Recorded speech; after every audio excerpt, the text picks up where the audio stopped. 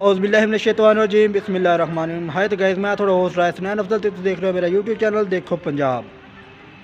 देखो पंजाब थानू वेलकम। तो हमेशा की तरह आज का व्लॉग भी बड़ा खास होने वाला है, तो जल्दी ना मेरे चैनल सब्सक्राइब कर लो तो वीडियो लाइक कर दो। तो नाज़रीन, आज के व्लॉग वास्ते सानू कोई टॉपिक नहीं लभ रहा, तो छोटे जे भाई बैठे हैं, आप चलने उन्होंने की तरफ। तुम देख रहे हो पिछे छोटे भाई बैठे हैं, तो आप पुछने उन्होंने को चलने हैं। अस्सलाम वालेकुम छोटे। वालेकुम सलाम भाई। की हाल है सर? ठीक भाई। किवें इत्थे गले बैठे हो? बस कल्ले बहना पैंदा है। क्यों की हो गया? अल्लाह बस यार तंग आए थे। किस चीज़ तू? बस दुनियादारी तो तंग। अच्छा, जिंदगी तो तंग। इन्नी छोटी उम्र दुनियादारी तंग है, किवें की हो गया? बस हो जाता है यार, दोस्त फैमिली सब कुछ। अच्छा, तो बड़े परेशान लग रहे हो। बस यार मोहब्बत हो गई।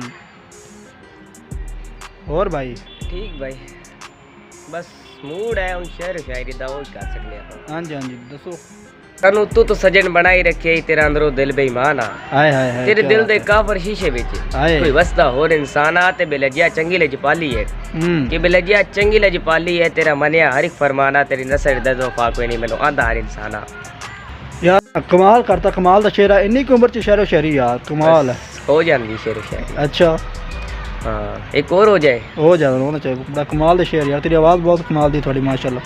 भाईजान होर हो जाना। क्यों आंदा है कि इस दिल में प्यार था कितना, वो जान लेते तो क्या बात होती। अच्छा, हमने मांगा था खुदा से उनको, वाह वाह, वो भी मांग लेते तो क्या बात होती। क्या बात है यार, वाकई क्या बात है।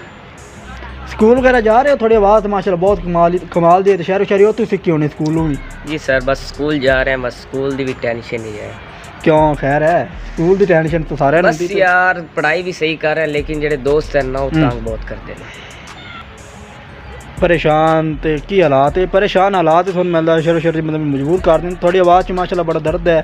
ते कोई होर एक दो शेर सुना दो भाई। ये शेरो शायरी ना बेस उम्र च किन्ने साल तुम करदे पे? किन्ने साल हो गए तुमने शेरो शायरी करदे? मैंने तकरीबन 1.5 साल हो गए। अच्छा, 1.5 साल हो गए शेरो शायरी करदे? हाँ। क्यों, की रीज़न है की होया थी? रीज़न बस दुनियादारी तो आवाज़ार हो गया थी। अच्छा अच्छा, फिर मैनू कोई नहीं लभ्या, कल्ले बैठ लग पाया। फिर मैं शेर शायरी च अपना मतलब टाइम स्पेंड कर लग पिया, सब कुछ स्पेंड करने लग गया। अच्छा, ते आवाज़ वाकई थोड़ी बड़ी कमाल दी है। कोई होर सानू शेर सुना दो। शेर होर सुना दी फिर। ते वो कहंदा है कि गल्लां मुंह ते कर, तेरा हक बनदा है। अच्छा, पर कण मगरू साडे ते वार न कर। वाह वाह, क्या बात है। साडे दिल ते तू वसना है, इस गल दा शरेआम इजहार न कर। क्या बात मैनू है। कोई नहीं फर्क पैंदा मेरी दुनियादारी तो, तू है बड़ा शरीफ अपने आप नू बदनाम न कर। मैं तू सड़दे है ना इंज हर कोई, इंज ओना ना पीछे लग के मैनू बदनाम न कर। कोर शेर तुसी अगर सन सुना सको ते?